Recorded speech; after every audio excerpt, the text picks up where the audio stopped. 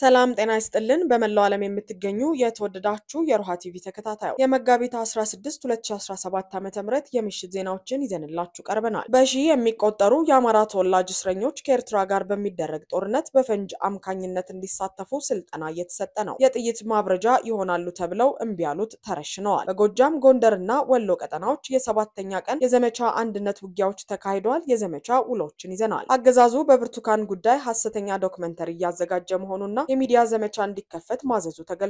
ለፖሊስ ቃሏን ሰጥታለች። ከፍተኛ ጥበቃ እየተደረገባት መሆኑም ተሰምቷል። ሰምቷላችሁ። ህወሓት ምርጫ ቦርድ ከፓርቲነት የሚሰርዘው ከሆነ እጁን አጣጥፎ አይቀመጥም ተብሏል። አንድ የሱዳን ጀነራል የቻድ አየር ማረፊያዎች ላይ ጥቃት እንደሚፈጽም ዝተዋል። የተባበሩት አረብ ኤምሬትንም የአረብ ሰይጣን ብለዋታል። አድማጭ ተመልካቾቻችን አብራችሁ ልትቆዩ ከፈቀዳችሁ እነዚህ መረጃዎች በዝርዝር የምናሰማችሁ ይሆናል። የሮሃ ቲቪ ወቅታዊና ሐቀኛ መረጃዎች እንዲደርሷችሁ ቻናሉን ሰብስክራይብ፣ ላይክ እና ሼር በማድረግ አሁኑኑ ቤተሰብ ይሁኑ። ብልጽግና ጦሩን በኤርትራ ድንበር ማስፈሩንና ወደ ትግራይ ማስገባት መጀመሩን በአክቲቪስቶቹ በኩል ገለጸ። በዛሬው ዕለት ምሽት የብልጽግናው አገዛዝ አክቲቪስቶች በብልጽግና በኩል እንዲሰራጭ የተፈለገውን መረጃ አሰራጭተዋል። ይህም መረጃ የኢትዮጵያ መከላከያ ሰራዊት በኢትዮ ኤርትራ አዋሳኝ ስፍራዎች በሙሉ ወታደራዊ ቁመናና ዝግጁነት እየሰፈረ ነው የሚለው የሚገኝበት ሲሆን በተመሳሳይ ትግራይ ክልል ውስጥ በህወሓት ታጣቂዎች ተይዘው የነበሩ የፌድሪ መከላከያ ሰራዊት ማዘዣ ጣቢያዎች፣ ካምፖች፣ ቢሮዎችንና ሌሎች ልዩ ልዩ መገልገያ ጣቢያዎች እያስለቀቀ በመረከብ ላይ ይገኛል ብለዋል። ይህም በቀናት ውስጥ ውጊያ ሊጀመር እንደሚችል የሚጠቁም ሁነት ነው። ምክንያቱም የእነዚህ አክቲቪስቶች ቃል የብልጽግና ቃል ሆኖ እንደሚወሰድ ታውቋልና የትግራይ ኃይሎች የብልጽግና ጦር ወደ ክልሉ ገብቷል የሚሉበት እድል እንደሌለም ይታወቃል። በሌላ በኩል በኤርትራ ታግተው የነበሩት የአዘርባጃን መርከበኞች መለቀቃቸው ተሰምተዋል። እነዚህን የአዘርባጃን መርከበኞች ለማስለቀቅ ከፍተኛ ዲፕሎማሲያዊ ጥረት ሲደረግ የቆየ ሲሆን ዛሬ ተለቀው ወደ ሀገራቸው መሄዳቸው ተሰምተዋል። ይሁንና ለብልጽግናው መንግስት ለማድረስ የያዙት መሳሪያን አራግፈው ፊታቸውንም ወደ ኋላ ዙረው ተመልሰዋል ነው የተባለው። በሺ የሚቆጠሩ የአማራ ተወላጅ እስረኞች ከኤርትራ ጋር በሚደረግ ጦርነት በፈንጅ አምካኝነት እንዲሳተፉ ስልጠና እየተሰጠ ነው። ታስረው የሚገኙ ከ1500 በላይ የአማራ ተወላጅ እስረኞች አገዛዙ ከኤርትራ ጋር አደርገዋለሁ ብሎ ላሰበው ደም አፋሳሽ ጦርነት በፈንጅ ማምከን እንዲሳተፉ የግዳጅ ወታደራዊ ስልጠና እየተሰጣቸው መሆኑን አረጋግጫለሁ ሲል መረብ ሚዲያ ዘግበዋል። በገዛ ሀገራችን እንዳንኖር ተከልክለን በየቀኑ በጅምላ ለምንገደለውና ለምንታሰረው ለኛ ለአማራ ህዝቦች ወደብ ምናችን ነው በሚል ጥያቄ ያነሱ እስረኞች ተረሽነዋል ነው የተባለው። አገዛዙ አይቀሬ ነው ላለው ለዚህ የወደብ ጦርነት በግዳጅ በየማጎሪያው ያስገባቸውን የአማራ ተወላጆች በግዳጅ የእሳት ማብረጃ እንዲሆኑ እያዘጋጃቸው ነው። በአዲስ አበባና በሌሎች የሀገሪቱ አካባቢዎች አማራ በመሆናቸው ብቻ ከየመኖሪያ ቤታቸውና ከየስራ ቦታቸው ታፍነው በአፋር ክልል ቡሬ ማንዳሱላ ወታደራዊ ካምፕ ውስጥ በእስር ላይ እንደሚገኙ ታውቋል። በተጨማሪም በአማራ ህዝብ ላይ የሚፈጸመውን በደልና ጭፍጨፋ የተቃወሙና በተለያዩ እዞች ስር ያሉ የአማራ ተወላጅ የሰራዊቱ አባላት በዚህ አደገኛ ወታደራዊ ካምፕ ውስጥ ላለፈው 1 ዓመት ታስረው ከባድ መከራ እየደረሰባቸው ነው። በዚህ ወታደራዊ ካምፕ ውስጥ የታሰሩ የአማራ ተወላጆች አጠቃላይ ብዛት ከ1000 በላይ የነበረ ሲሆን ከነዚህም መካከል ከ250 በላይ የሚሆኑት በረሃብና ውሃ ጥም እንዲሁም በተፈጸመባቸው ድብደባ ህይወታቸው ማለፉን ዘገባው አመልክቷል። ከቀይ ባህር በ40 ኪሎ ሜትር ርቀት ላይ በሚገኘው በዚህ በአፋር ክልሉ ቡሬ ወታደራዊ ካምፕ ውስጥ የሚገኙ የግፍ እስረኞች አገዛዙ ከኤርትራ ጋር በሚያደርገው ውጊያ እንዲሳተፉ ግዳጅ እንደጣለባቸው ተነግሯል። እስረኞቹ በጦርነት የሚሳተፉት በፈንጅ አምካኝነት ሲሆን ለዚህም ከሳምንታት በፊት የግዳጅ ወታደራዊና የፈንጅ አምካኝነት ስልጠና እየተሰጣቸው ነው። በህዝባችን ላይ በደልና ግፍ እየተፈጸመ ወደብ ምኑ ነው ያሉ የአማራ ተወላጅ እስረኞችም በግፍ ተረሽነው አስከሬናቸው በአውሬ እንዲበላ ተደርጓል። አሁን ላይ እነ ብርሃኑ ጁላ ለአፍሪካ የሚበቃ ጦር አለን በሚል ፕሮፓጋንዳ ቢነዙም በጦር ውስጥ የሰለጠነ ፈንጅ አምካኝ ኃይል እንኳን እንደሌለ ተገልጿል። በሰሜኑ ጦርነት ወቅትም ለፈንጅ ማምከን ስራ ሲጠቀም የነበረው የቤት እንስሳትን ከፊት በማስቀደም እንደነበር ተገልጿል። በሌላ በኩል አብይ አህመድ በአፋር የሚገኘው ሜካናይዝድ ክፍል በማንኛውም ሰዓት ለውጊያ ዝግጁ እንዲሆን ትዕዛዝ አስተላልፈዋል። ባለፉት ቀናት ውስጥ እነዚህ ወታደራዊ ካምፖች ጉብኝት ያደረገ ሲሆን ጦር በማንኛውም ሰዓት ሊፈጠር ለሚችል ጦርነት እንዲዘጋጅ ነው ያዘዘው። ኤርትራም በድንበር አቅራቢያ ከፍተኛ ዝግጅት እያደረገች መሆኑን የታወቀው። በጎጃም ጎንደርና ወሎ ቀጠናዎች የሰባተኛ ቀን የዘመቻ አንድነት ውጊያዎች ተካሂደዋል። በተለይ አማራ ግዛቶች ፋኖ ያወጀው ዘመቻ አንድነት በድል ታጅቦ እየተጓዘ ነው። በዚህም ሰባተኛ ቀኑን በያዘው ዘመቻ አንድነት የአማራ ፋኖ በጎጃም ዛሬም በየግንባሩ ድል መቀናጀቱን የድርጅቱ ህዝብ ግንኙነት መምሪያ አሳውቀዋል። በአማራ ፋኖ በጎጃም 3ኛ ጎጃም አገው ምድር ክፍለ ጦር ትናንት ዘመቻ አንድነት 6ኛ ቀን ላይ በተደረገ ውጊያ አቸፈር ላይ ከተደመሰሰው ያገዛዙ ወታደር መካከል 14 የአድማ ብተናና እና 12 የመከላከያ በድምሮ 26 አስከሬን ዛሬ መነሳቱን ገልጸዋል። አንድ ወታደራዊ አዋጊ መኮንን መደምሰሱንም ይፋ አድርገዋል። በተጨማሪም በአማራ ፋኖ በጎጃም አምስተኛ መንገሻ አቲከም ክፍለ ጦር ባደረገው የተቀናጀ ማጥቃት ሸንዲ ከተማን በመቆጣጠር ከብልጽግና ነፃ ማድረግ ችሏል። ወርቅ አባይ ብርጌድ፣ ሸንዲ ወንበርማ ብርጌድ፣ ደጃጅ አሰቦ ቡሬዳሞት ብርጌድም በውጊያው ተሳትፈዋል። ያገዛዙ ጦርም ከማህበረሰቡ ዘርፎት የነበረ 120 ኩንታል በርበሬ ተማርኳል።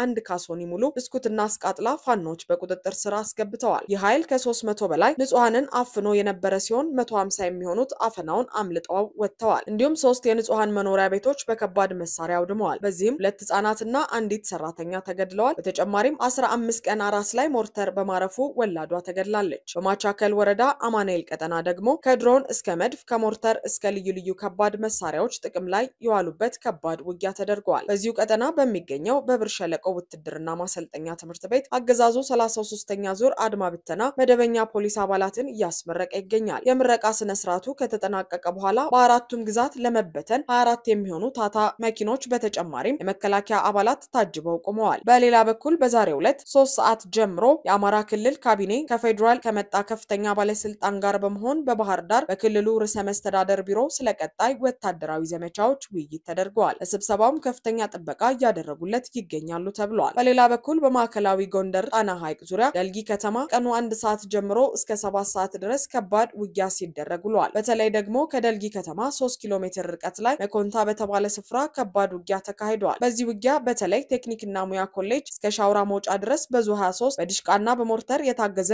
ውጊያ ሲካሄድ አርፍዷል። 7 ሰዓት ላይ ውጊያው ቆሞ የነበረ ቢሆንም ዛሬ ከቀኑ 8 ሰዓት ጀምሮ ውጊያው ዳግም ተቀስቅሷል። በውጊያውም አገዛዙ ከፍተኛ ኪሳራ እንደደረሰበት ታውቋል። በምስራቅ ደንቢያ ቆላ ድባ ከተማ ዙሪያ ከረፋድ ጀምሮ ከፍተኛ ተኩስ ሲደረግ ነበር ተብሏል። በምዕራብ ደንቢያ ጨዋይትም እንዲሁ ውጊያ ሲካሄድ ውሏል። በሻውራ አካባቢም ያገዛዙ ጦር ከባህር ዳርና ጎንደር መንቀሳቀሱን ተከትሎ ውጊያ ሲካሄድ ነበር። ይህ በእንዲህ እንዳለ የአማራ ፋኖ በወሎ ቤተ አማራ ምዕራብ ወሎ ኮር አማራ ሳይንት መቅደላ ክፍለ ጦር አትሮኖስ ብርጌድ እና ኢንጂነር ደሳለኝ አሰፋ ክፍለ ጦር ቢሊ ቀጠና ብርጌድ እና መቅደላ ብርጌድ በአገዛዙ ጦር ላይ ከባድ ጉዳት አድርሰዋል። ሁለቱ ክፍለ ጦሮች የሚገኙት ብርጌዶች ባደረጉት ጥምር ውጊያ በቢሊ ከተማ ሲፈነጭ የነበረውን የዙፋን ጠባቂ ቅጥረኛ ጦር አሳሩን በማሳየት ከተማውን ለቆ እንዲወጣ አድርገዋል።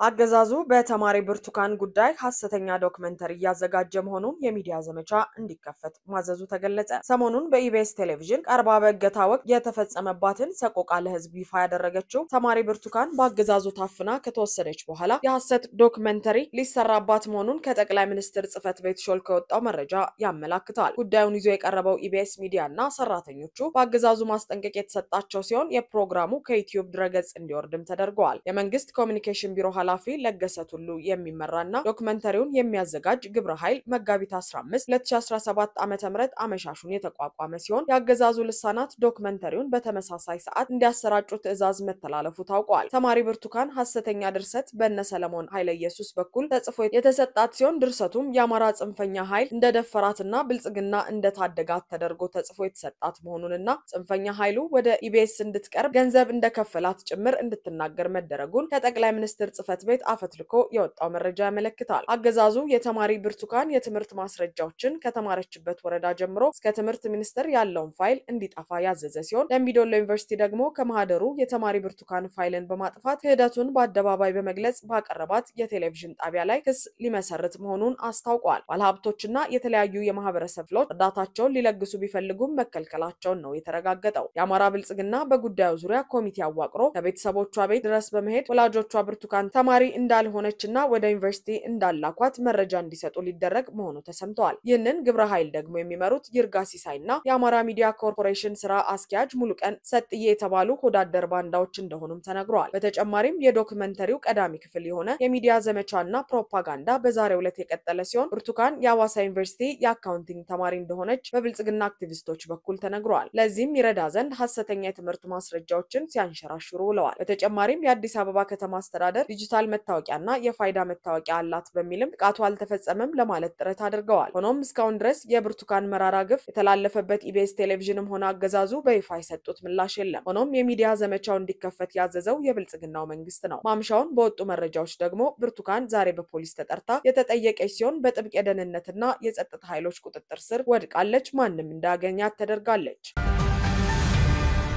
ህወሓት ምርጫ ቦርድ ከፓርቲነት የሚሰርዘው ከሆነ እጁን አጣጥፎን አይቀመጥም ተባለ። ብሔራዊ ምርጫ ቦርድ ህወሓትን ለ3 ወር ከፖለቲካዊ እንቅስቃሴ ማገዱን በተጨማሪም ሙሉ በሙሉ ሊሰረዝ እንደሚችል የሚያስጠነቅቅ መግለጫ ማውጣቱ ይታወሳል። ህወሓት በበኩሉ የቦርዱን ውሳኔ ምንም ህጋዊ ትርጉም የሌለው ሲል በመተቸት ቦርዱ የሄደበት ርቀት ያሳዝናል ብለዋል። በደብረጽዮን ገብረ ሚካኤል የሚመራው ህወሓት ምክትል ሊቀመንበር የሆኑትን አቶ አማኑኤል አሰፋ ምርጫ ቦርድ ያልጠየቅነውን በመስጠት ያልተቀበልነውን እንደተቀበልነው በማድረግ ሊዳኘን እየሞከረ ነው። የዲሞክራሲ ተቋም ሆኖ ያለ ዲሞክራሲያዊ አካሄድ ለማቀጨጭ እየተንቀሳቀሰና እየገፋን ነው ሲሉ ለአዲስ ስታንዳርድ ተናግረዋል። ህወሓት ሊሰረዝ ይችላል የሚል ማስጠንቀቂያ ተሰጥቶታል። ይህም በፕሪቶሪያው ስምምነት ላይ አደጋ አለው የሚሉ ስጋቶች ዙሪያ አስተያየታቸውን ለአዲስ ስታንዳርድ የሰጡት የህግ ምሁሩ እና በሚኒሶታ ዩኒቨርሲቲ የሰብአዊ መብት ተመራማሪው ታደለ ገብረመድህን አዎ ችግር ይፈጥራል ሲሉ ይሞግታሉ። ህወሓት እጁን አጣጥፎ አይቀመጥም፣ 50 ዓመታትን ያስቆጠረ አንጋፋና እድሜ ጠገብ ፓርቲ መሆኑን እንዲሁም የህዝብ ድጋፍ እንዳለው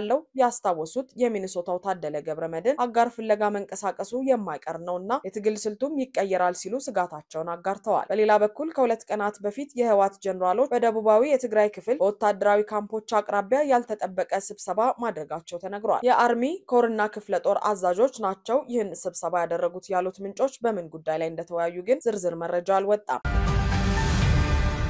አንድ የሱዳን ጀነራል የቻድ አየር ማረፊያዎች ላይ ጥቃት እንደሚፈጽሙ ዛቱ። የሱዳን ሉዓላዊ የሽግግር ምክር ቤት አባልና የአገሪቱ የጦር ኃይሎች ረዳት ኢታማዦር ሹም የሆኑት ሌተናል ጀነራል ያሲር አታ ይህንን ዛቻ መሰንዘራቸውን ሱዳን ትሪቡን ጋዜጣ ዘግቧል። ሌተናል ጀነራሉ ትናንት በምስራቃዊ ሱዳን ገዳሪፍ ከተማ ተገኝተው ባልደረባቸው በሆኑት ሌተናል ኮሎኔል ሐሰን ኢብራሂም የቀብር ስነ ስርዓት ላይ ባደረጉት ንግግር የጎረቤታቸው ቻድ መንግስት ለፈጥኖ ደራሽ ኃይሉ ታጣቂዎች የሚሆን ጦር መሳሪያ እያራገፈች መሆኑን አስረድተዋል። ከዩናይትድ አረብ ኤምሬትስ የሚላኩትን እነዚህን ጦር መሳሪያዎች በቻድ በሚገኙ አየር ማረፊያዎች እያራገፉ መሆናቸውን የጠቀሱት ጀነራሉ በመሆኑም ለዚህ የሚሆን የበቀል ጥቃት ለመውሰድ ማሰባቸውን ገልጸዋል። ሲናገሩም የቻድ ፕሬዝዳንት የሆኑት መሐመድ ካካ ይህንን ጉዳይ ሊያስቡበት ይገባል፣ እኛ በተለይ 2 የቻድ አየር ማረፊያዎች ላይ ጥቃት እንደምንሰነዝር አስጠንቅቀናቸዋል። ስለዚህ እነዚህን አየር ማረፊያዎች ኢላማ ያደረገ ዘመቻ ልንከፍት እንችላለን ብለዋል። ጨምረውም እኛ የምንናገረውን እናውቃለን፣ የኛ ንግግር ቀልድ ወይንም ዝም ብሎ የሚወራ ብቻ አይደለም ያሉት ሌተናል ጀነራሉ ጃንጃዊድ ካሉት የፈጥኖ ደራሽ ኃይሉ ታጣቂዎች ጋር የሚደረገውን ጦርነት ወደ ማጠናቀቅ መቃረባቸውን ገልጸዋል። በጃንጃዊድ ላይ ወታደራዊ ድልን ከተቀናጁ በኋላ በጦርነቱ ወቅት ድጋፍ ሲያደርጉ